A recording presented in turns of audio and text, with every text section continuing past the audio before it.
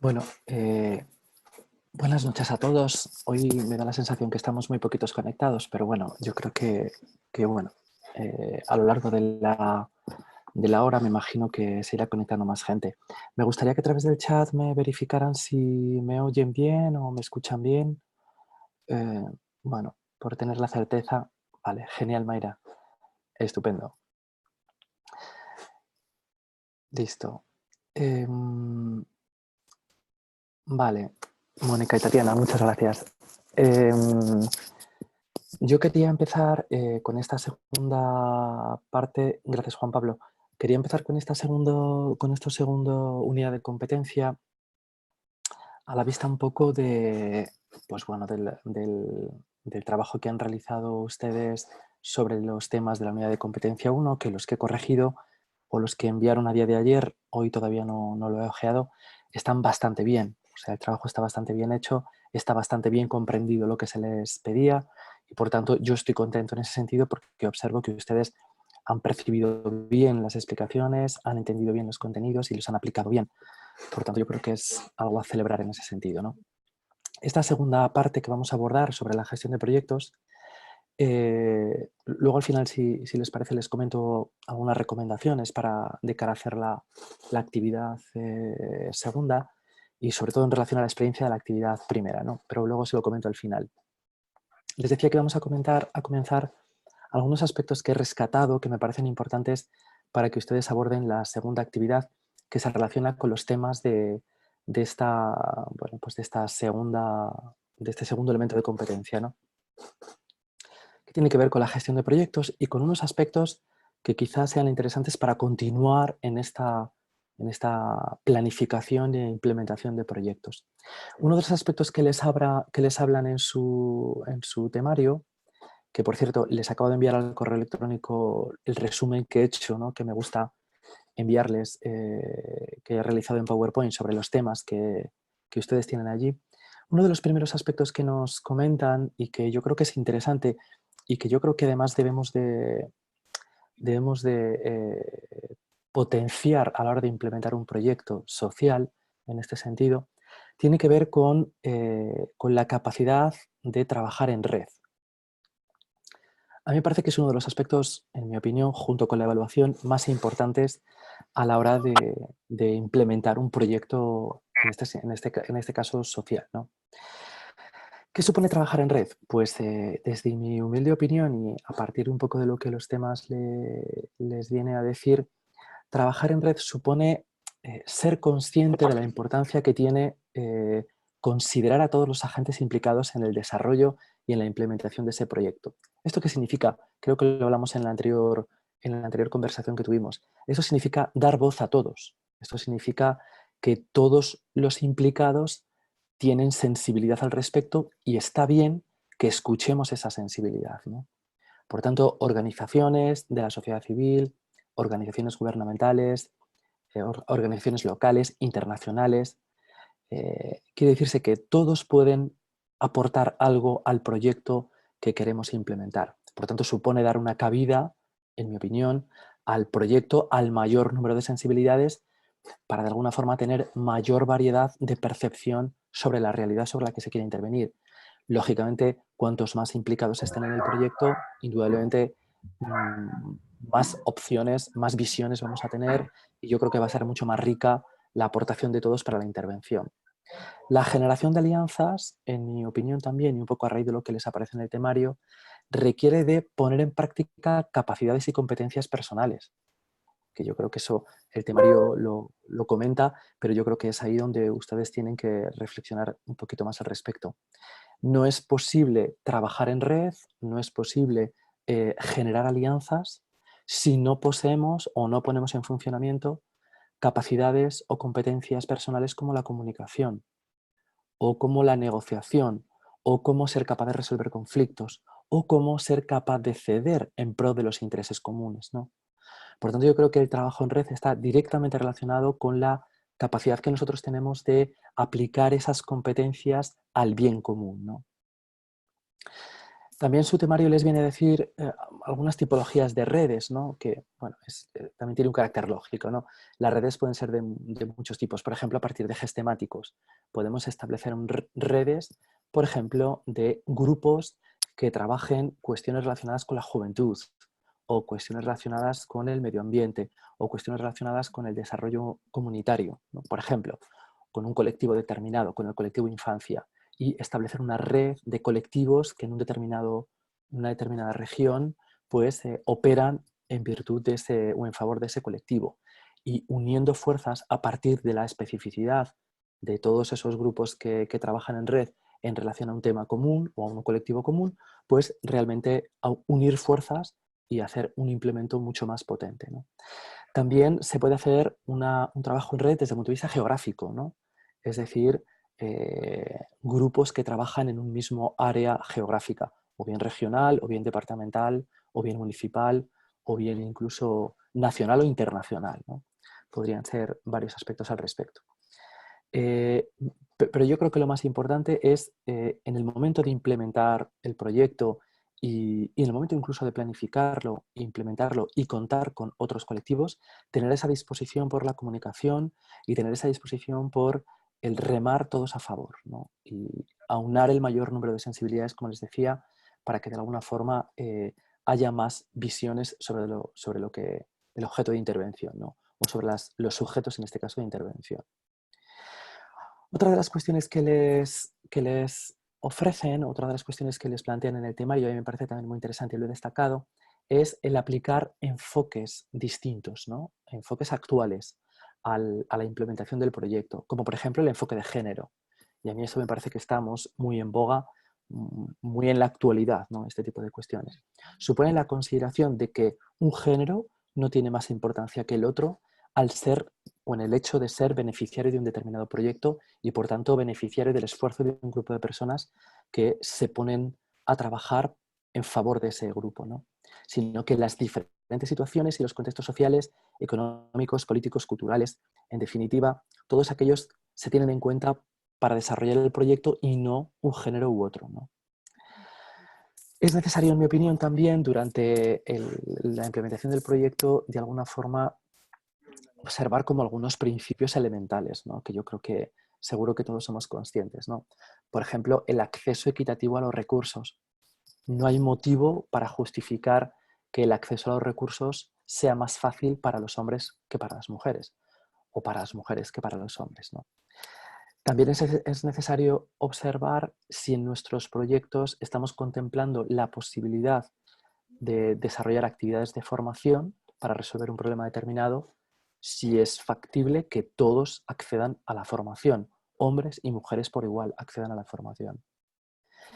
Si estamos trabajando con colectivos vulnerables, bueno, pues con colectivos familiares en situación de vulnerabilidad, pues por ejemplo reconocer las cargas de trabajo que tienen un colectivo y el otro, que tienen los hombres y las mujeres, ¿no? Dentro, por ejemplo, de grupos familiares.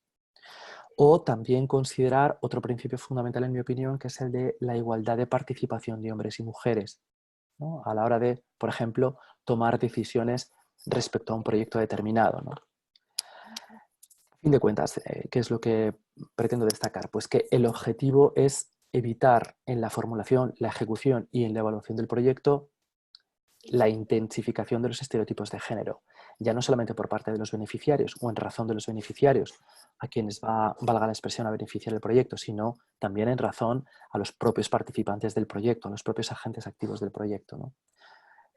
La idea entonces es no intensificar ya de por sí lo intensificado que está todo lo relacionado con los estereotipos de género. Pues bien, un buen planteamiento sería considerar estos principios de género a la hora de planificar y a la hora de implementar el proyecto. Otro de los, bueno, quizá algunas preguntas que bueno, podemos hacernos, ¿no? A la hora de contemplar la perspectiva de género es, por ejemplo, si en el objetivo del proyecto consideramos, desde un punto de vista, ¿no?, de intencionalidad, beneficiar por igual a hombres y mujeres, o, por ejemplo, si diseñamos estrategias que aseguren la participación de hombres y mujeres por igual, si consideramos específicamente las necesidades de flexibilidad, cuidados y conciliación para que hombres y mujeres participen igualmente como beneficiarios del proyecto, ¿no? O, por ejemplo, también me parece interesante cuidar el lenguaje, cuidar el vocabulario cuando redactamos el proyecto o cuando redactamos las acciones o cuando nos comunicamos con los beneficiarios para que no tengan esa carga de lenguaje sexista, ¿no? Bueno, serían algunas preguntas que nos podríamos hacer para de alguna manera mantener pues ese principio de género, yo diría, a lo largo y de forma transversal en el proyecto. Pero otro de los enfoques interesantes que me parece que tenemos que considerar, y sobre todo en la realidad hispanoamericana, es el enfoque de interculturalidad, ¿no? En todas las realidades, en la europea también, pero imagino que la hispanoamericana, por toda esa realidad que ustedes manejan, quizá es algo que haya que cuidar con bastante más celo, ¿no? ¿De qué se trata cuando hablamos de forma general de cuestiones de interculturalidad? Bueno, pues fundamentalmente de incentivar el respeto hacia la diversidad de todo tipo de personas que aparecen o que forman parte del proyecto, ya sea como beneficiarios o ya sea como agentes activos, independientemente de lo étnico o independientemente de las condiciones sociales o independientemente de las condiciones económicas, las condiciones de género, las condiciones de fe y creencia o las condiciones culturales, ¿no? Se pretende de alguna forma, en lo que yo considero, incluir en la formulación, en la ejecución y en la evaluación del proyecto una visión transformadora, ¿no? Una visión cambiante, una visión a cambiar a futuro de los principales conflictos que encontramos en esta cuestión de interculturalidad, ¿no? El intercambio cultural entre las diversas posibilidades culturales que nos podemos encontrar permite desarrollar respuestas distintas, respuestas alternativas a las convencionales, ¿no? Respuestas creativas a los problemas que nos encontramos. De ahí que contener la perspectiva de diversidad cultural es enriquecedora, puesto que son diversos también, diversas son las culturas, diversas son las prácticas, diversos son los conocimientos, diversas son las perspectivas para afrontar problemas o para afrontar a partir de esos problemas pues, alternativas para su resolución, ¿no? Por tanto, interesante también el contener o el dotar a nuestro proyecto de un enfoque intercultural. Pero, de nuevo, incluso volvemos otra vez aquí a desarrollar esas capacidades, ¿no? Para de alguna forma desarrollar esa interculturalidad. Capacidades personales, yo considero, como por ejemplo la comunicación y el diálogo basado en la confianza y en el respeto, ¿no? O el respeto de las costumbres, de las autoridades, de las diversas formas de convivencia que cada uno a modo individual tiene que aplicar, ¿no? Desde el punto de vista práctico, cuando nos encontramos con un proyecto en el que caben todas estas sensibilidades, ¿no? Quizá algunas preguntas que nos podamos hacer para reconocer si en nuestra conciencia, ¿no? Y en nuestra voluntad queremos considerar o están consideradas el enfoque de interculturalidad serían, por ejemplo, si se diseñan actividades de forma que todas las personas, independientemente de su creencia, independientemente de su cultura o independientemente de su etnia, pueden desarrollar roles valiosos, ¿no? O si por el contrario en nuestro proyecto estamos jerarquizando, depende de quién es uno y quién es otro, le dotamos de unos roles distintos, ¿no?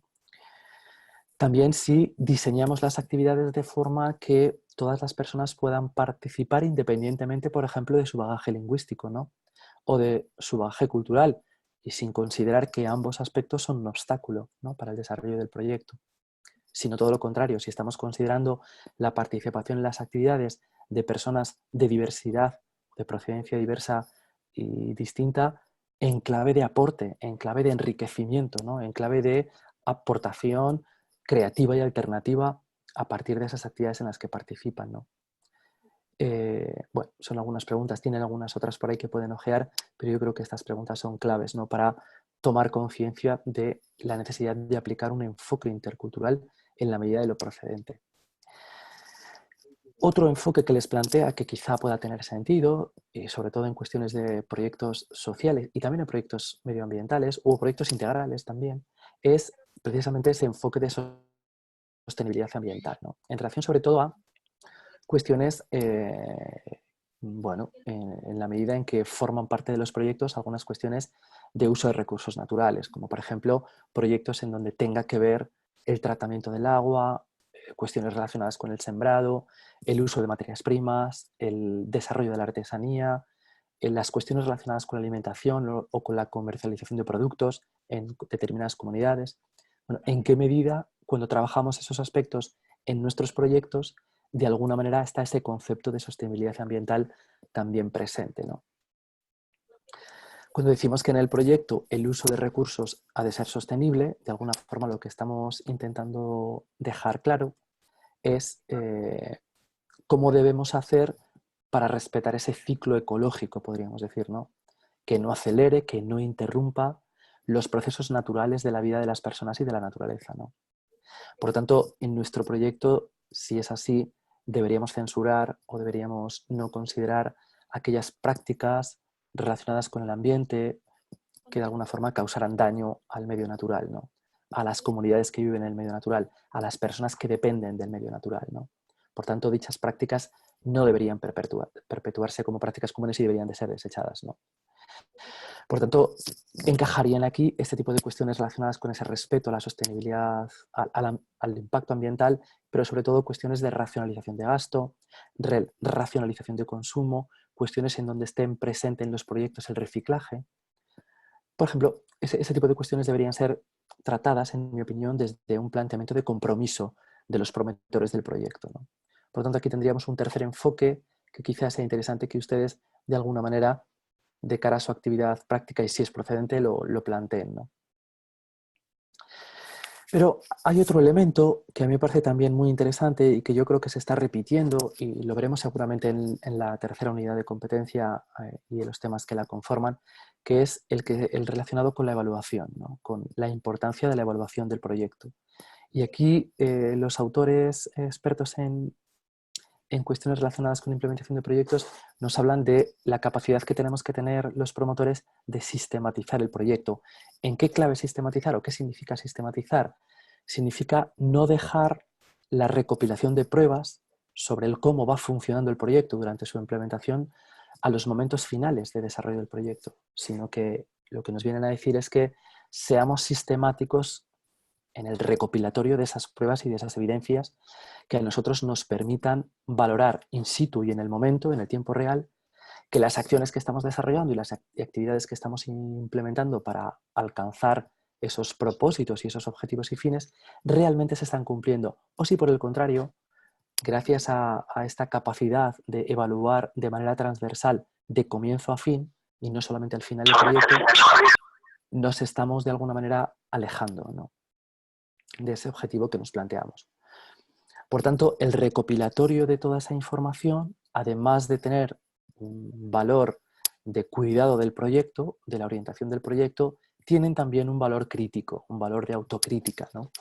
De si realmente estamos describiendo las acciones que estamos realizando desde el minuto 1 hasta el minuto final de implementación del proyecto, o si por el contrario le estamos aplicando un carácter crítico también, ¿no?, en el propio momento, para in situ, como les venía diciendo, en el momento actual en donde se encuentra pues, una desorientación, tomar conciencia y poner cota a eso, poner solución a eso, ¿no? Les repito que habitualmente lo que nos encontramos es que en muchas ocasiones los proyectos se evalúan al final y tal y como les plantean los autores de estos manuales que ustedes están manejando, no tiene sentido, ¿no? La evaluación finalista no tendría más sentido que, bueno, pues el establecer una valoración final sobre lo que se ha hecho. Pero realmente lo que necesitamos es establecer una evaluación de proceso, donde podamos poner de alguna forma solución a los problemas que nos encontremos. Por tanto, la sistematización, es decir, la recopilación de información, es decir, la evaluación de proceso a lo largo de la implementación de nuestro proyecto, tiene un carácter de aprendizaje, es decir, aprender de lo que va ocurriendo, ¿no?, para resolver, como les decía, los problemas que se van de alguna manera sucediendo. Quien realiza la sistematización, es decir, quien realiza la recopilación de información para verificar que todo está saliendo como está planificado, de alguna forma su misión es no solamente recopilarla, sino registrar esa información, también es ordenar esa información y ponerla a disposición de los demás para que, como les decía, en un momento determinado analizarla, observarla, discutirla y de alguna forma, si hubiera desorientación o si hubiera desubicación con respecto a los objetivos que se plantean o con respecto al problema que se pretende resolver, pues poner solución a ese asunto y reconducir toda la dinámica del proyecto, ¿no? Finalmente, como veremos luego más adelante, toda la información resultante a lo largo del proceso de desarrollo del proyecto, de implementación del proyecto, es susceptible de ser publicada y es susceptible de ser compartida, ¿no? Y por ende es susceptible de ser divulgada, que ese es el objetivo final, ¿no? El que de alguna forma comuniquemos los resultados que hemos venido observando para que otros también, implicados o no en el propio proyecto, es decir, personas directamente relacionadas o no directamente relacionadas, tengan información valiosa al respecto. Por ejemplo, imaginen que ustedes están recopilando información y en un momento determinado, una vez que el proyecto terminó y en base a la información que han recopilado, ustedes pueden formar a nuevos grupos de personas que quieren realizar proyectos similares en zonas similares, ¿no? Por tanto, la experiencia recopilada debidamente será un valor en alza, ¿no? O si ustedes quisieran, por ejemplo, comunicarlo en un foro especializado, ¿no? Podría ser también una utilidad divulgativa, ¿no? Estos aspectos de sistematización del proyecto, les recomiendo la lectura de forma detenida del libro de Acosta en 2015, ¿no? La guía práctica para la sistematización de proyectos y programas de cooperación técnica elaborado por la FAO para América Latina y el Caribe. Ahí ustedes pueden profundizar más al respecto en lo que supone la capacidad de sistematización de los proyectos en el momento de la implementación.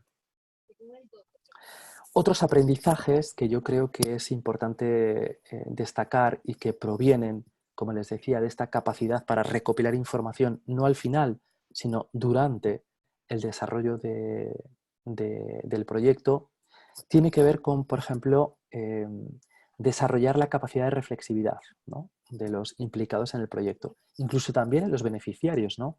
Como agentes activos que reciben los beneficios del proyecto, ¿no?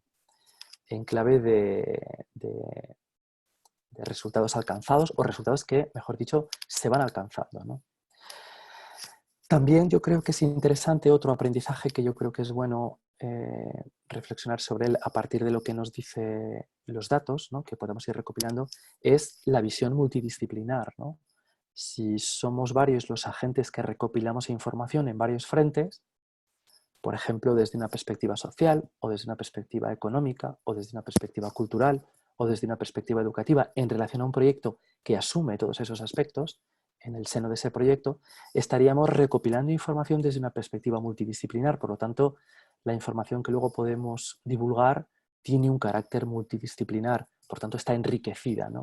No solamente observaríamos esta evaluación del proyecto desde una perspectiva única, sino sería desde una perspectiva diversa.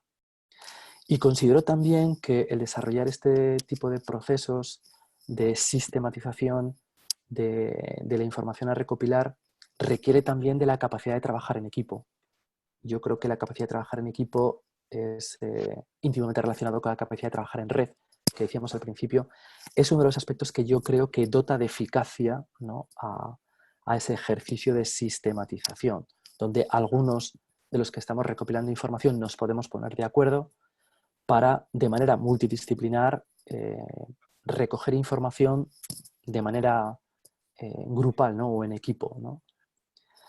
A partir de aquí yo creo que si insistimos de nuevo sobre las capacidades que nos permitirían trabajar este ejercicio de sistematización o este ejercicio de evaluación entre los propios agentes implicados y entre los beneficiarios del proyecto, deberíamos aplicar aquí capacidades de nuevo que ya hemos comentado, como son la capacidad de comunicación interpersonal o la capacidad de establecer relaciones interpersonales, ¿no?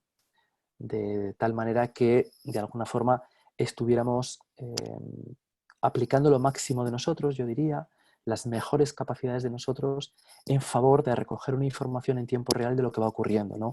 Para beneficiar precisamente en mejor medida al desarrollo del proyecto y por ende también a las personas que son beneficiarias de ese proyecto. Existe también dentro de los aspectos que se están tratando en esta unidad de competencia algo que podemos denominar las herramientas de factibilidad. Vuestro temario habla de flujogramas y otros. Bueno, esto realmente está relacionado con qué herramientas se nos recomienda para que de alguna manera cuando implementemos un proyecto, efectivamente el proyecto se pueda poner en marcha, ¿no? Y pueda ser y pueda ser también supervisado, ¿no? Es decir, de qué forma el proyecto realmente es factible a partir de utilizar, por ejemplo, unos diagramas de flujo que nos permitan ir verificando en situación si lo que hemos planificado se está desarrollando o no. Los flujogramas supone, como les decía, la manera gráfica a través de una simbología establecida, predefinida, que podemos aplicar precisamente eso, de manera gráfica establecer cómo está ocurriendo, cómo se está desarrollando ese proyecto, ¿no? Los diagramas de flujo, a fin de cuentas, entonces, les vamos a considerar como una herramienta de apoyo fundamental para describir o para hacer un seguimiento o para seguir, como les decía, los procesos del proyecto cuando les vamos implementando. Supone, como les decía también, la forma gráfica de comprender lo que está ocurriendo, ¿no? Y la forma gráfica de expresarlo y compartirlo con los demás. Su utilidad radica en la capacidad que nosotros tenemos de identificar el problema, que ya lo hemos hecho cuando estamos desarrollando ese momento de planificación, pero considerando ese problema que tenemos en mente, establecer el proceso del proyecto de manera gráfica, proponer nuevos planes si acaso el objetivo o el problema que estamos intentando resolver nos estamos alejando de él, y describir los potenciales cambios que requiere ese proyecto que estamos implementando para traerlo de nuevo a la orientación que necesitamos. Utiliza un sistema de símbolos. Yo les he puesto ahí una tabla, un grupo de símbolos fundamentales. Bueno, por ejemplo, la elipse que de alguna forma indica el comienzo del diagrama del flujo, la utilización de rectángulos en donde se colocan las actividades con la descripción de cada una de esas actividades que implementan. Por ejemplo, el rombo o el diamante que llaman aquí, pues de alguna manera supone un alto para tomar una decisión. El círculo supone también un alto para evaluar. Bueno, hay una serie de representaciones gráficas que nos permiten hacer una construcción gráfica en virtud de unos símbolos y de unas descripciones para establecer ese control, ¿no? De forma, bueno, pues, en forma de seguimiento del proyecto que estamos implementando, ¿no? Todo esto pueden comprender que está en la línea directa con ese espíritu que decíamos de no dejar la evaluación para el final, sino establecer un sistema de evaluación que permita seguir el procedimiento, seguir el proceso en tiempo real. Y quizá una forma de observarlo de manera gráfica es a través de estos diagramas de flujos, ¿no?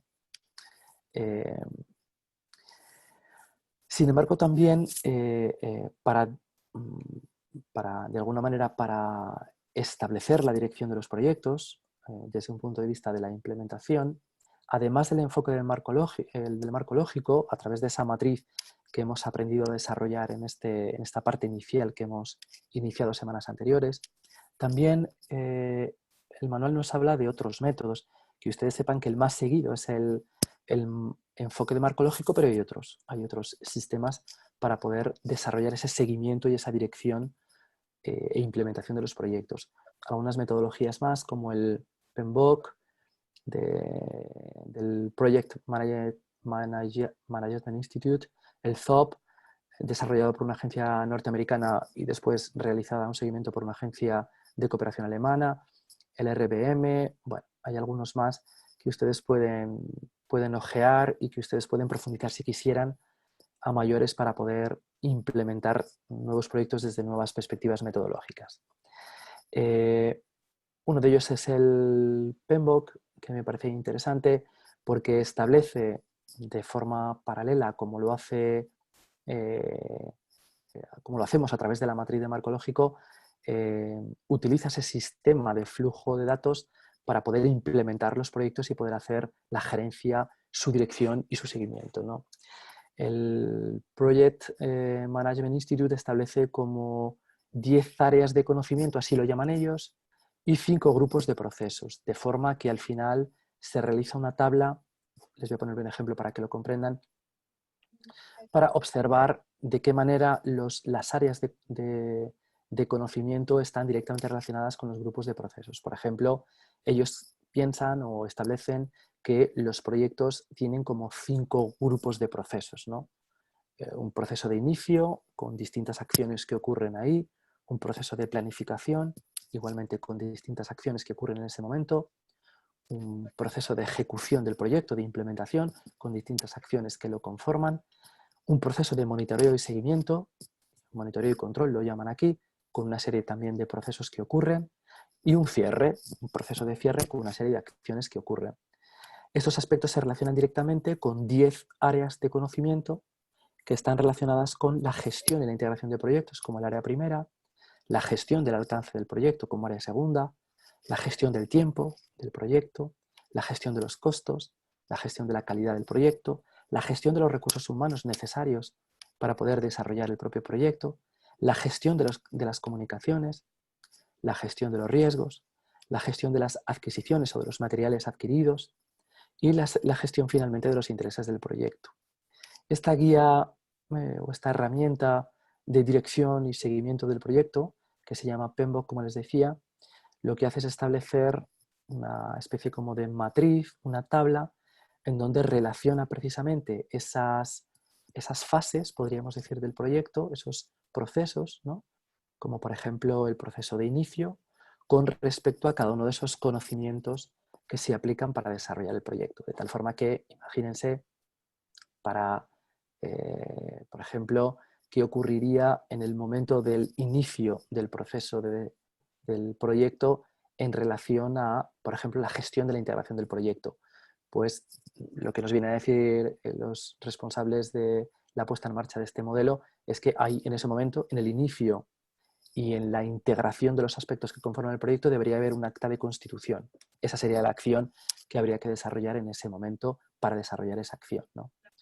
Si quisiéramos, por ejemplo, gestionar el tiempo a partir del momento de la planificación, pues el tiempo habría que planificarlo a partir de un cronograma, habría que definir las actividades, habría que secuenciar las actividades, habría que estimar los recursos establecidos para el desarrollo de esas actividades, establecer la duración de las actividades y finalmente desarrollar y promover ese cronograma. Bueno, este cuadrante que ahora les estoy contando se lo he pasado en ese PowerPoint a modo de resumen para que lo observen y vean, en el caso de que quisieran a futuro experimentar con ese tipo de metodología, pues observar de qué forma estos aspectos se integran unos con otros, ¿no? Pero realmente a nosotros quizá lo que más nos interesa es continuar de alguna forma con esta matriz de marco lógico y permanecer en esta lógica de este enfoque inicial que nos hemos planteado, ¿no? Quizá este apartado, esta lección tercera o este tema 3 que ya les ofrece su temario, ya les dice directamente qué técnicas ustedes pueden emplear para poder desarrollar esa evaluación de proceso del que les hablaba, ¿no? Cuando ustedes ya tienen ese proyecto que le están implementando y ustedes quieren evaluar ya desde el momento de la implementación para no perder la orientación del objetivo que ustedes han planteado, es cierto que existe una serie de técnicas a colocar en determinados momentos para obtener información, ¿no? Y para que a partir de esa información los organizadores del proyecto puedan no perder las riendas del propio proyecto. Esa medición de los resultados o esa medición del propio proceso, podríamos decir, lo técnico, podríamos decir que se denomina seguimiento y monitoreo. Es lo mismo. Hacer un seguimiento y hacer un monitoreo es hacer una supervisión de lo que está ocurriendo, ¿no? Y no esperar al final para poder desarrollar un proceso de evaluación.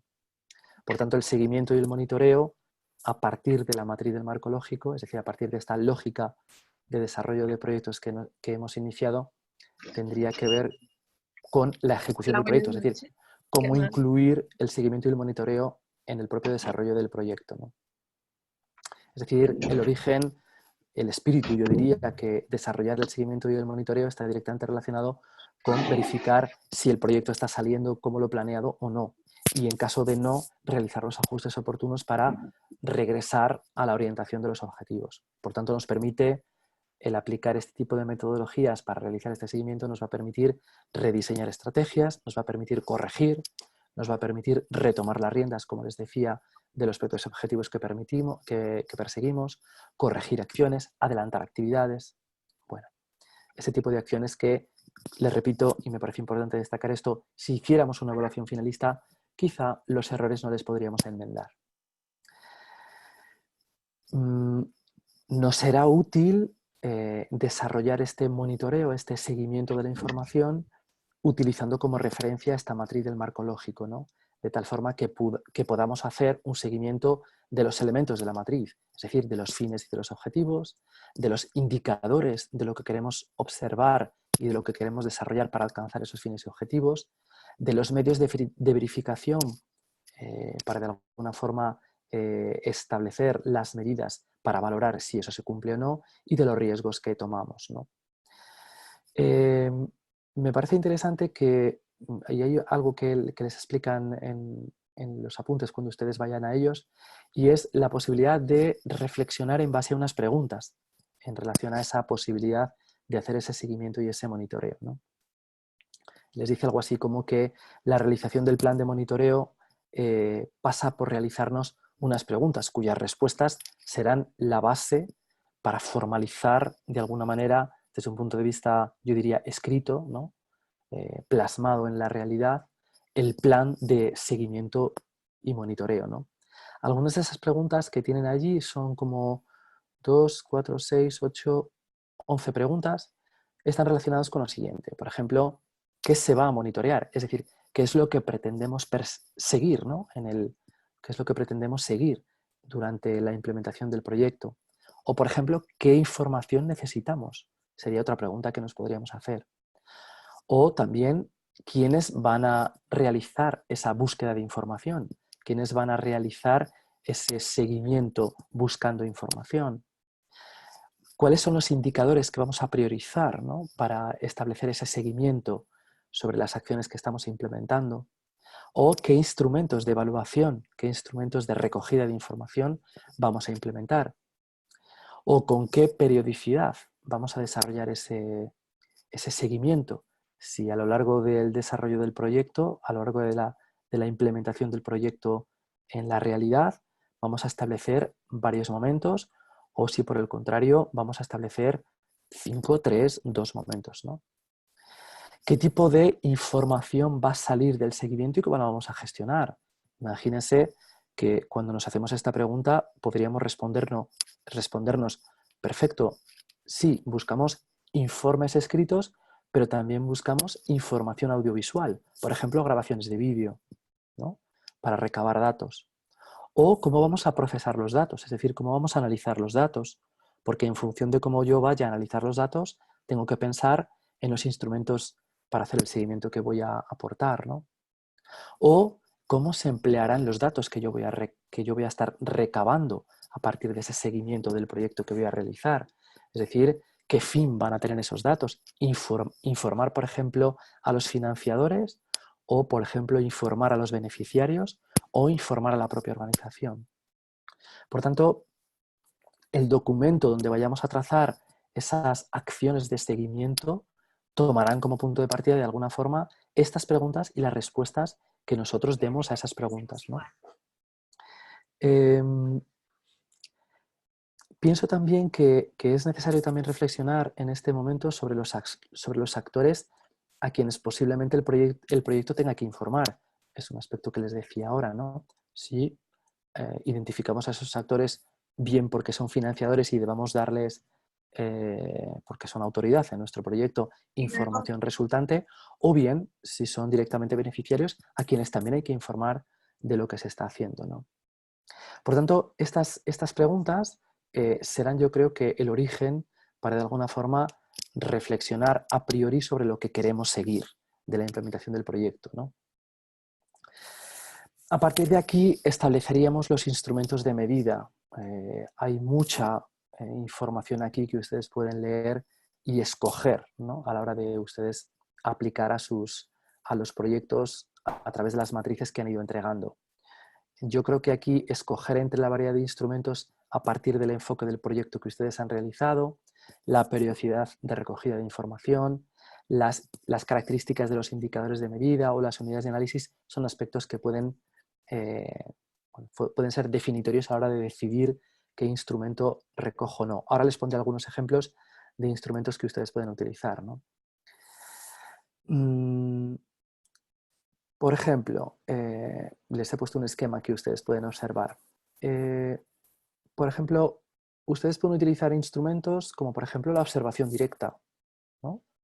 La observación directa, ustedes saben que es un instrumento que se puede utilizar en la medida en que existen unos analistas que en situación real observan cómo se están desarrollando los acontecimientos, observan el desarrollo de las actividades y de las tareas que hemos puesto en marcha para la consecución de los objetivos o del propósito general del proyecto, ¿no?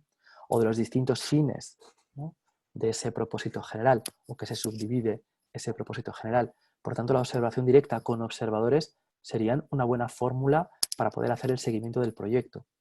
Pero para ello, ustedes podrían preguntarse ahora, está bien, pongamos observadores, pero ¿qué observan los observadores?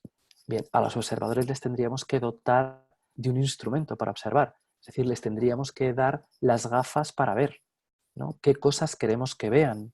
Por tanto, ahí estableceríamos otro instrumento más complementario a la observación directa, que serían, por ejemplo, las listas de control. Sería una fórmula para observar determinados indicadores que nos interesan observar y ver si se cumplen o no se cumplen durante el desarrollo de las actividades, ¿no? Esas listas de control, como les digo, contendrían indicadores, ítems, con unas opciones para controlar, ¿no? Unos baremos para poder controlar, ¿no?, que podríamos chulear y observar si se cumplen o no se cumplen. Me parece interesante también, como otro instrumento de recogida de información durante la implementación del proyecto, por ejemplo, las entrevistas a los beneficiarios, por ejemplo, ¿no? Es decir, si los usuarios o los beneficiarios de los beneficios de la implementación de nuestro proyecto, de alguna forma, tienen qué percepción al respecto, ¿no? Porque podemos tener nosotros como organizadores o como gestores del proyecto una visión sobre lo que pretendemos hacer y estamos haciendo, pero no así los beneficiarios del proyecto o los usuarios del proyecto. Por lo tanto, las entrevistas serían un instrumento muy valioso, ¿no?, a ese respecto. Las entrevistas, ya saben que hay toda una cultura de entrevistas donde habría que prepararlas con preguntas, podrían ser abiertas o preguntas cerradas, ¿no?, en donde podríamos acotar más o menos la información que queremos obtener. Me parece muy interesante también, y yo soy muy fan de este instrumento que les voy a hablar ahora, que es establecer grupos de discusión o establecer lo que llaman focus group o establecer mesas de debate también, lo podríamos llamar, ¿no? No es lo mismo, pero bueno, nos podría servir con la intención que les voy a relatar ahora, ¿no? Es decir, de alguna forma sería pasar de la individualidad de la entrevista a los beneficiarios, imagínense, o a los propios organizadores del proyecto, a ponerlos en clave de debate y de alguna forma obtener información de la discusión que tienen entre sí, ¿no?, de la discusión que generan entre sí, a partir de unos indicadores que un moderador pone en funcionamiento, ¿no? Imagínense que algunos usuarios de alguno de los proyectos que ustedes están manejando son beneficiarios de algunas acciones y cuando las acciones se han realizado, antes de pasar a siguientes acciones, pues ustedes pueden de alguna forma debatir con los propios usuarios sobre lo que ha ocurrido o sobre los beneficios que se están encontrando y obtener la información de ellos. Bueno, a mí me parece interesante porque creo que contar con su propia opinión, con su propia percepción, es decir, dar voz a los implicados en el proyecto siempre es positivo, ¿no? Eh, Otras opciones mucho más, diría yo, cuantitativas podrían ser la utilización de cuestionarios, ¿no? Cuestionarios o escalas Likert que de alguna forma nos permitieran de forma rápida, durante la realización de una actividad o tras la realización de una actividad, pues que los propios implicados nos completaran un documento que nos diera información sobre lo que ha ocurrido en ese momento antes de pasar a otra actividad, ¿no? Por tanto, aquí habría un tratamiento, como les dice en su manual, tanto cuantitativo a través de cuestionarios como cualitativo, ¿no?, a través de la voz de los implicados, por ejemplo, ¿no?, o la voz de los organizadores también, o la voz de los colaboradores y voluntarios.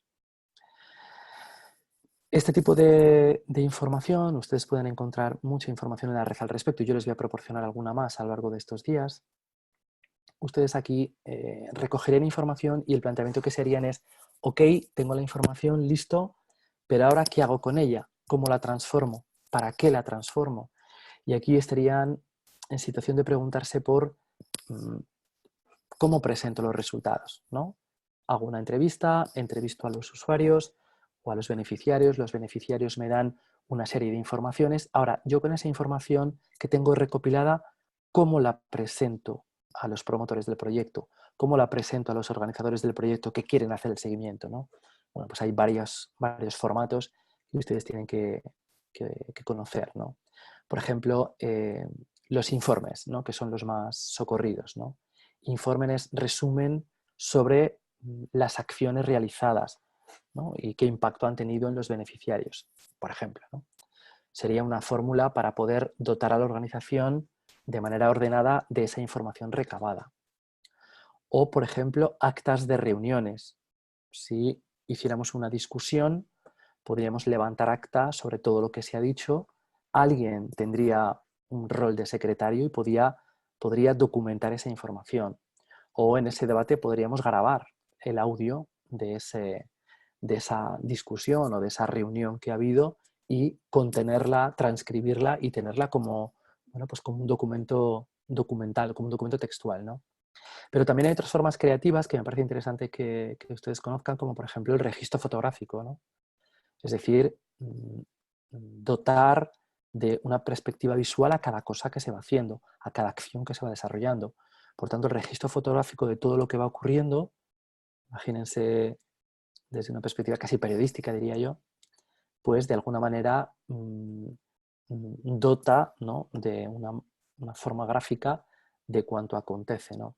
Exactamente lo mismo si utilizáramos el registro audiovisual, es decir, si tuviéramos la oportunidad o la facilidad de poder grabar cómo ocurren las cosas, ¿no? Cómo ocurren las acciones que estamos implementando.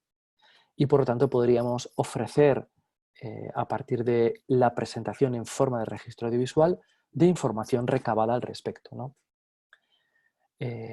Por tanto, este tipo de formatos serían de alguna manera fórmulas para poderlos presentar. Se me ocurre, por ejemplo, antes les decía que si quisiéramos llegar a divulgar la información que es resultante, ¿no?, de la implementación de nuestro proyecto a otros colectivos afines, organizadores de proyectos similares en otras regiones o en otros departamentos o en la proximidad, bueno, pues el registro audiovisual o el registro fotográfico sería una buena fórmula para plantearlo y divulgarlo, ¿no? Imagínense en foros especializados, en congresos, en reuniones intercolectivos, interasociativos. Bueno, podrían ser buenas fórmulas para poderlo plantear. Bien, esta sería de alguna forma y resumida en este tiempo que hemos empleado de ubicarles en esta información que ustedes van a tener que manejar ahora para poder desarrollar la actividad de evaluación 2 que les piden, ¿no? Fundamentalmente, lo tienen claro en la actividad que les plantea la organización del curso, pero yo se lo he colocado en este PowerPoint de una manera mucho más secuenciada para facilitarles la tarea.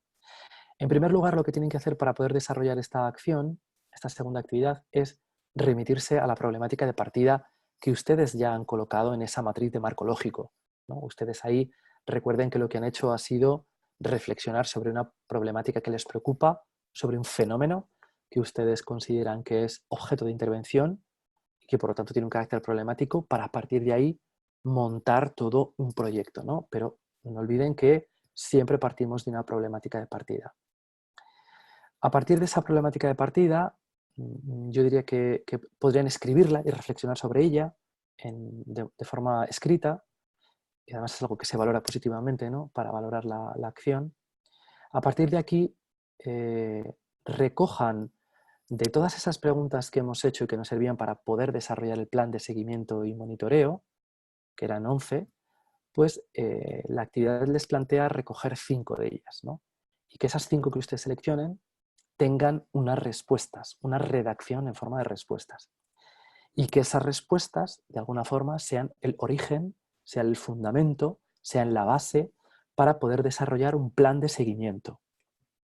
A partir de ahí, para que ustedes puedan elaborar ese plan de seguimiento, tienen que remitirse a la información que tienen en la propia plataforma, leer detenidamente los temas, las lecturas complementarias, los apuntes que yo les he pasado a través de este PowerPoint de forma resumida, y establecer ese plan que consta fundamentalmente de establecer una pequeña matriz, ¿no? En donde registren la manera que ustedes plantean de hacer el seguimiento a su proyecto, ¿no? Es decir, deberán diseñar una especie de cuadrante donde ustedes coloquen todos estos aspectos que hemos visto de instrumentos y de fórmulas de presentación. La entrega del documento tendría que tener entre un mínimo de 2 páginas y un máximo de 5. Si tiene 5, mejor. Si tiene 2, peor. Y si tiene más de 5, peor también. O sea, procuren ceñirse a las 5 páginas, ¿no? Bueno, tienen ahí el formato Arial, tamaño 12 puntos, interlineado 1,5. ¿Qué aspectos se van a valorar? Pues, bueno, el seguimiento de este procedimiento y fundamentalmente también la utilización de los recursos bibliográficos. Es interesante que las decisiones que tomen al respecto o las reflexiones que hagan estén amparadas por la bibliografía, por la lectura, ¿no? Por tanto, aquí les recomiendo que utilicen la normativa APA, que es la que se utiliza en textos académicos. Les he dejado en la plataforma un documento de la Universidad Javeriana. Es posible que no sea la última versión de APA, que sea la anterior, no lo sé, no lo he mirado, pero es lo suficientemente potente como para que ustedes les dé orientación para saber manejarse desde el punto de vista bibliográfico. Por ejemplo, saber cómo se coloca un libro, ¿no? Un manual, independientemente de que sea en formato papel o en formato digital, o cómo se coloca un artículo, ¿no? O cómo se coloca, he visto que ustedes en trabajos que me han enviado utilizan trabajos de fin de grado, ¿no? Como referente bibliográfico. Bueno, se tiene una fórmula para poder colocarlo en la bibliografía. Quizá ese documento que les he pasado a las normas APA les pueda ayudar. Ahí sí que he percibido varios hándicaps, ¿no? Varias dificultades a la hora de colocar la bibliografía, y yo les invito a que lean y de alguna forma lo coloquen un poquito mejor. Bien, explicado este asunto, no sé si quieren comentar algo o bien relacionado del asunto anterior o bien relacionado con este asunto. No sé, les cedo la palabra. Abran los audios si quieren, o bien a través del escrito, a través del chat, y podemos comentar alguna cuestión que les parezca interesante bueno, pues a plantear ahora o como lo quieran hacer. Yo les cedo la palabra Buenas si quisieran. noches. Hola Tatiana, ¿cómo estás? Bien, profe, muchas gracias. Profe, lo que pasa es que, digamos, como la fecha de entrega de la primera actividad es hasta el domingo, ¿Sí? mi grupo y yo no la hemos enviado. Ajá, Entonces, pretendemos hacerla este fin de semana. vale. Ahora, mi pregunta es, bueno, yo leí Mm, lo de elementos de competencia uno, o sea, mm, digamos, la parte teórica, sí, pero en realidad, pues, la verdad, es más, ahí muestra una tabla de cómo hacer el, el marco lógico, ahí está sí. la tabla, pero y están los ítems, pero en realidad, no sé por qué, pero no entendí qué iba en cada una de las casillas. O sea, ¿A qué? no sé si me puede regalar una guía, porque la verdad no comprendí, no sé por qué, pero no lo pude comprender cómo era el trabajo. Bien. No sé si te pudiste descargar o te envié por correo electrónico este resumen con algunos ejemplos que hice, que yo creo que a la gente sí que le ha resultado interesante. ¿Conseguiste ver ese PowerPoint? ¿Te llegó ese PowerPoint a tu correo electrónico? No, profe, no he visto el PowerPoint. Bueno, yo te lo La voy a verdad remitir no lo he otra vez. visto. Vale, te lo voy a remitir otra vez porque ahí, de alguna forma, lo que he hecho ha sido resumir o recoger lo más importante de los manuales y utilizarlo de manera práctica, proponiendo algún ejemplo práctico, por ejemplo, de árbol de problemas, de árbol de objetivos, para una vez asentado esa perspectiva o ese conocimiento, proceder a la matriz, que yo creo que es un poco lo que te falla a ti, quizás sea eso, que llega un punto en el que tienes que implementarlo en forma de matriz, pero no tienes las mimbres como para poder hacerlo. Te invito a que observes un poco esos ejemplos que coloco en ese resumen, en ese PowerPoint, y escríbeme, o si quieres nos hacemos este fin de semana un Zoom juntos y lo vemos de forma detenida, para que yo vea sobre lo que tú has escrito o lo que habéis escrito en tu grupo y yo pueda ayudaros en ese sentido. No sé cómo lo ves, Tatiana.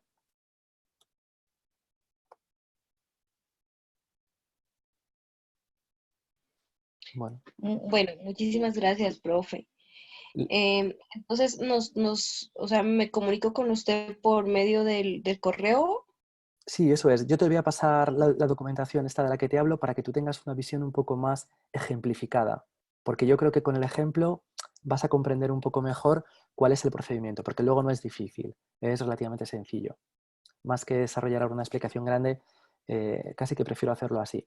Léete eso, Ah, está bien. establécelo en el grupo, debatidlo en el grupo y si queréis este fin de semana nos volvemos a ver o nos volvemos a escribir y lo hacemos con un carácter mucho más dinámico. ¿Te parece bien? Profe, ¿y para comunicarme con Listo. usted por correo electrónico este fin de semana?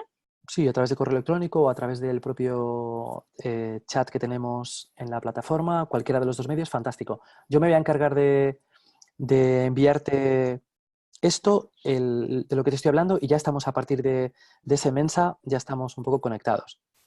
Gracias, profe, muy Vale, amable. vale, listo, Alexandra. Genial ayudarte.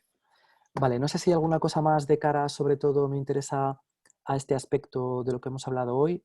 Me interesa sobre todo si han comprendido la necesidad de plantear instrumentos, medidas de verificación, que en este caso tienen un carácter virtual, ¿no? Porque no estamos desarrollando a priori el proyecto en la realidad, pero me interesa si ustedes están entendiendo este proceso de búsqueda de información dentro de la implementación para poder corregir y para poder adaptar las cosas que estamos planteándonos.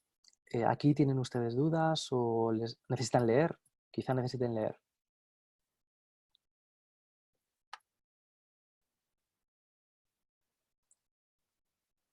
No sé, les pregunto si a este respecto.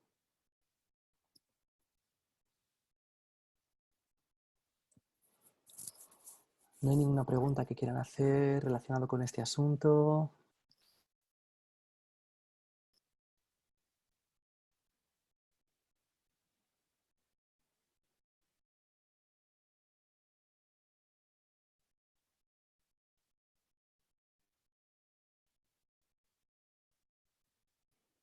¿No hay nada que quieran aplicar? ¿Nada que quieran...? El tema de la sistematización, sí. En el PowerPoint que les he enviado, ahí lo tienen marcado en rojo. Se lo voy a volver a... déjenme que lo compruebo, porque no lo recuerdo de memoria. Sí. El asunto de la sistematización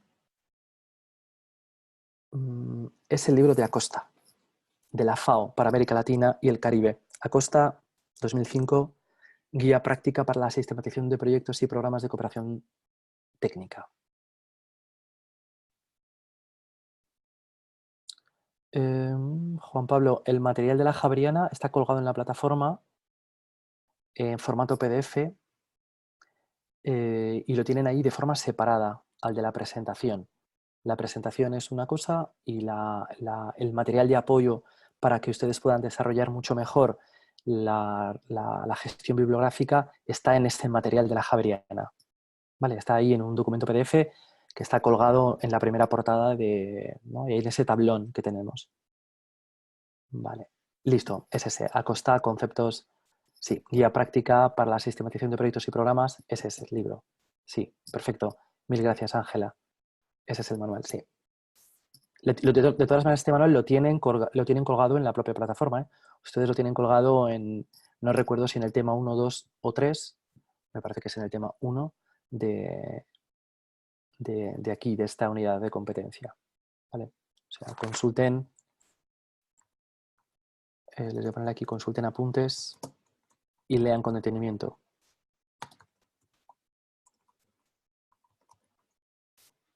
Vale. Bien. y es interesante eso, que reflexionen ustedes bien sobre este espíritu, ¿no?, que estamos un poco desarrollando aquí, sobre la capacidad que tenemos que hacer o que tenemos que proponer de adelantarnos y no esperar al final para poder desarrollar procesos de evaluación que nos permitan obtener información para después ajustar en el momento si quisiéramos o corregir en el momento si quisiéramos o necesitáramos, ¿no? De alguna forma, si lo hiciéramos tradicionalmente, ¿no?, como se suele hacer, bueno, habitualmente, pues lo que nos ocurriría es que no podríamos ajustar, ¿no?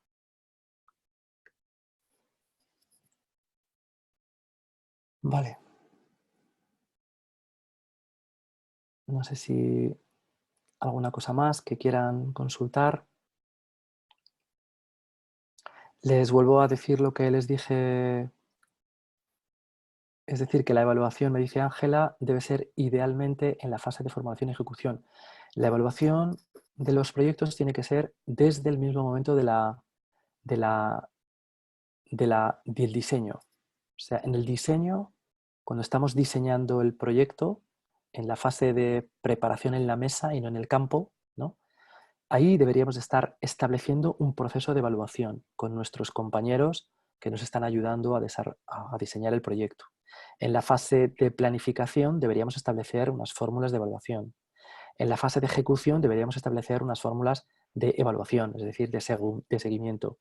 Y en la fase final del proyecto y antes del cierre deberíamos también establecer un sistema de evaluación, de tal forma que la evaluación fuera un elemento transversal por completo a todas las fases que vemos tiene un proyecto. En este caso estamos en una fase de implementación y estamos insistiendo en que es necesario en la implementación considerar un sistema de evaluación, considerar adelantarnos a los acontecimientos, considerar que en la ejecución ocurren cosas que a veces hacen que nos desviemos del objetivo, que nos desviemos de lo que queremos resolver y que por lo tanto si establecemos un proceso de seguimiento y un proceso de evaluación durante la propia ejecución, nos adelantaremos a los acontecimientos y podremos reajustarnos, podremos corregir la trayectoria. Si lo que hiciéramos es lo que se ha venido haciendo tradicionalmente cuando se desarrollan proyectos, es ejecutar, no evaluar, pero esperar al final y en el final evaluar, entonces aquí nos encontraríamos en que ya no hay remedio. Todo lo que nos encontráramos al final del proyecto que tuviera que ver con errores cometidos, con desviaciones sobre el objetivo, con actividades que no han salido como esperábamos, bueno, todo aquello que nos desviara del objetivo y los fines iniciales, no tendría remedio. Si conseguimos establecer un proceso de seguimiento y monitoreo del proceso de ejecución, durante el proceso de ejecución, con distintos agentes implicados, con distintos analistas, entonces podríamos realizar ajustes en el momento de la ejecución. Si no, no podríamos hacerlo. Simplemente estableceríamos, si hiciéramos una evaluación final, resultados finales sin remedio, ¿no? Entonces, ¿para qué queremos? La pregunta sería, ¿para qué queremos resultados sin remedios, ¿no? Buena pregunta, Elecer, buena pregunta. ¿Cómo nos damos cuenta que se está dando un proceso de evaluación de manera correcta y que sea objetiva? Porque utilizamos instrumentos que nos permiten recoger información de manera objetiva. Por ejemplo, si tú en tu proyecto, cuando estás implementando tu proyecto, estás desarrollando una acción formativa, una actividad formativa con padres y madres, ¿no?, de un centro para, de alguna forma, ayudarles a trascender una despreocupación por sus hijos y que consigan preocuparse por sus hijos, y tú estás desarrollando, imagínate, una actividad que llamamos escuela de padres. Cuando tú vas a esa escuela de padres, de alguna forma, estás verificando que en esa escuela de padres se está dando eso que tú quieres promover. ¿Cómo sabes que eso se está dando? Porque recoges información de lo que está ocurriendo. Por ejemplo, puedes entrevistar a los padres. Si entrevistas a los padres mientras están desarrollando el proceso de escuela de padres en 3, 4 sesiones de actividad, al final tienes información en el propio momento de las cosas que están ocurriendo en esa formación de sus padres. Podrías obtener información de si esa actividad funciona o no funciona. Si no funciona, entonces no persigue el desarrollo de esa actividad el objetivo que te planteas. Por tanto, ahí tendrías un margen de ajuste.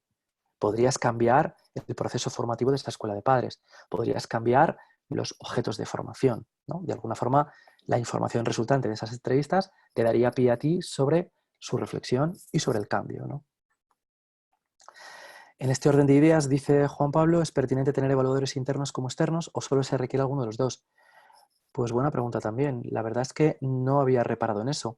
Yo creo que los evaluadores internos, no sé a qué te refieres con evaluadores internos y externos, yo creo que los evaluadores podrían ser agentes que formen parte de la organización y que estén presentes en el desarrollo de las acciones, en el desarrollo de las actividades. Simplemente, por ejemplo, observadores, ¿no?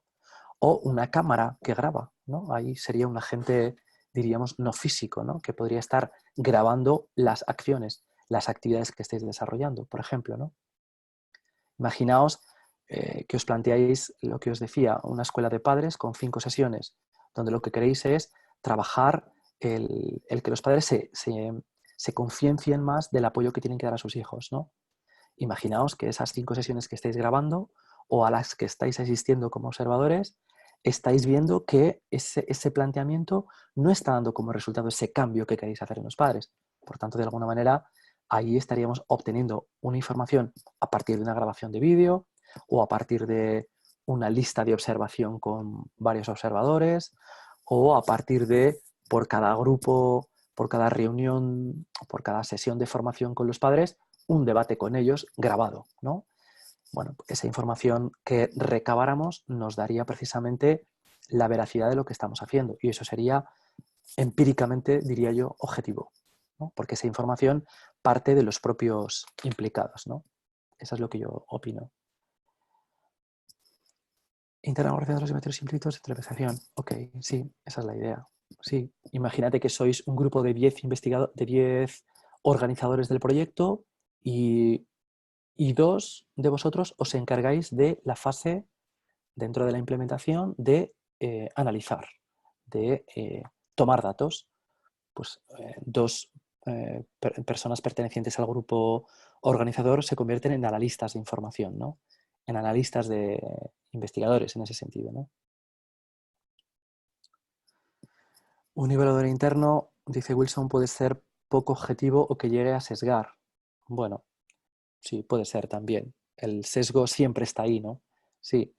Pero bueno, también sería un sesgo el si utilizáramos un cuestionario que no estuviera validado, imagínate, ¿no? Ahí también habría un sesgo porque no hay una validación del cuestionario. Imagínate que a esos padres, cuando participan en una acción formativa, les pasas un cuestionario que nos lo hemos inventado nosotros. Bueno, ¿hasta qué punto ese cuestionario es objetivo? ¿Hasta qué punto ese cuestionario es reflexivo, no? Bueno, sí, todo tiene un sesgo, está claro, ¿no? De ahí la importancia, lo que tú decías, un poco lo que decía Juan Pablo, de utilizar investigadores en ese sentido, o analistas o observadores, recabadores de información también con carácter externo, en ese sentido, no relacionados con el proyecto, ¿no? Pero bueno, de todas maneras también aquí yo tengo mis dudas porque imagínate que entrevistas a los beneficiarios del proyecto, es la voz del fenómeno, problema, objeto de investigación. Ellos también representarían un sesgo de alguna forma, ¿no? Pero cualitativamente nos interesa encontrar verdad en su información, ¿no? Que nos ayude a saber si las intenciones de nuestros proyectos, ¿no? O si los objetivos de nuestros proyectos calan o no calan, ¿no? O de alguna forma sirven o no sirven. Bueno, son aspectos que es verdad que yo creo que la organización debería debatir y, lógicamente, implicar, ¿no? Utilizar evaluadores externos e internos podría ser un índice de calidad, ¿no? Podría decir yo, del proyecto, ¿no? Si contemplamos estas opciones, ¿no? Igual que los aspectos cuantitativos y cualitativos, ¿no? No es lo mismo utilizar un cuestionario cuantitativo extrayendo una estadística al respecto que si lo acompañamos con entrevistas a los beneficiarios, ¿no? Donde nos dan un plus de información más allá de la mera estadística, ¿no? Que está bien y es interesante, pero la voz, ¿no? De los implicados, la voz de los organizadores, la voz de los beneficiarios también da lugar a a reflexionar en el momento, ¿no? Pero un buen debate este, me parece interesante que lo planteéis, sí. ¿Alguna cosa más, chicos, que queráis valorar?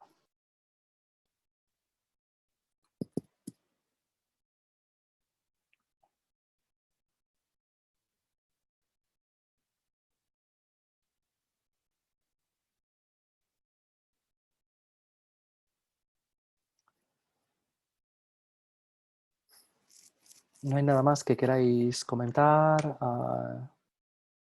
Os pasaré información, intentaré también de forma resumida para no cargaros de mucho material del que ya tenéis sobre los instrumentos de evaluación, que yo creo que sí que os puede ayudar a pensar de una forma más práctica, ¿no? Cómo implementarlos, ¿no? Pero bueno, hay mucha información publicada en la red que podéis también encontrar. Os haré un resumen también para que lo tengáis. Vale, no sé si queréis preguntar alguna cosa más, queréis alguna, además del compromiso con Tatiana, no sé si alguien requiere...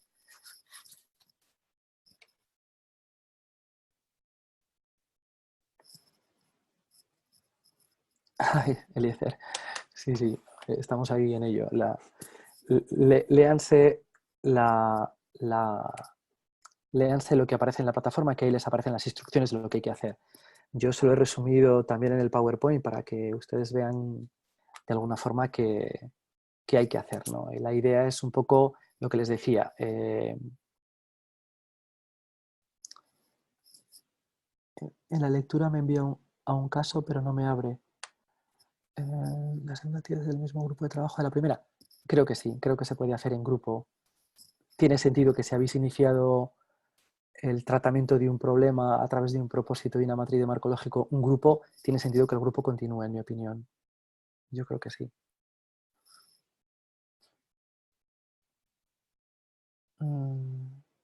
Sí, eso es. Le dice, ajustate a lo que hemos dicho ahora porque es fiel a lo que aparece en la plataforma. ¿Vale? Es fiel a la demanda de la actividad. O sea, es fiel a eso. Lee un poco los materiales, lee un poco lo que te piden, lee un poco el resumen que te he pasado con el desarrollo de la actividad y si hay alguna cosa, mándame un mensaje que te respondo rápido. ¿Vale?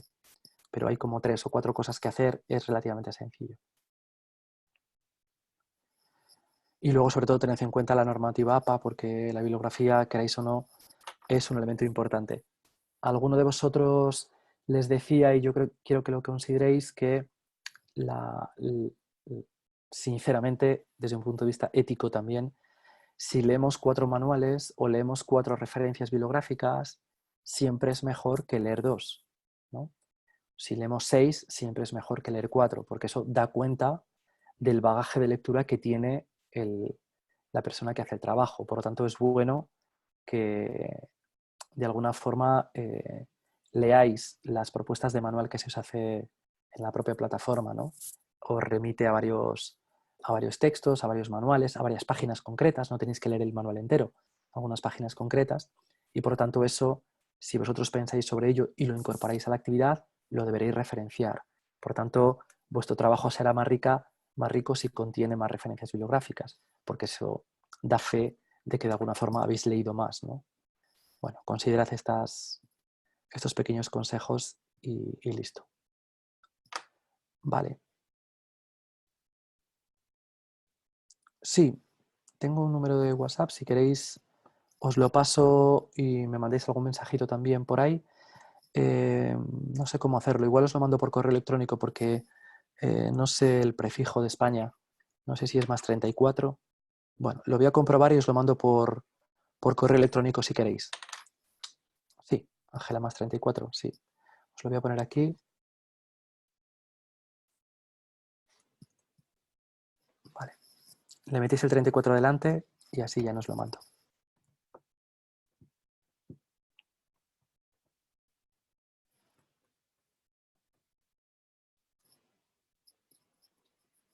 Nada, Ángela, a ti. Mil gracias a ti siempre. Vale, ¿alguna cosita más? ¿Alguien quiere preguntar algo más? ¿Alguien tiene alguna duda? ¿Alguien requiere algo?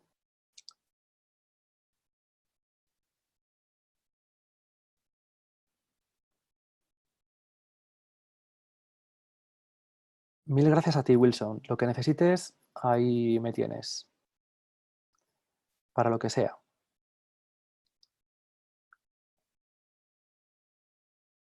Bueno, pues cerramos, como dicen ustedes, por allá, en Colombia, mi tierra querida, cerramos el chiringuitico, si os parece.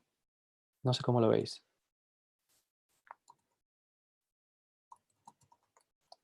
Vale. Mil gracias a todos. Espero que paséis una buena tarde y estoy a vuestra disposición. ¿Vale?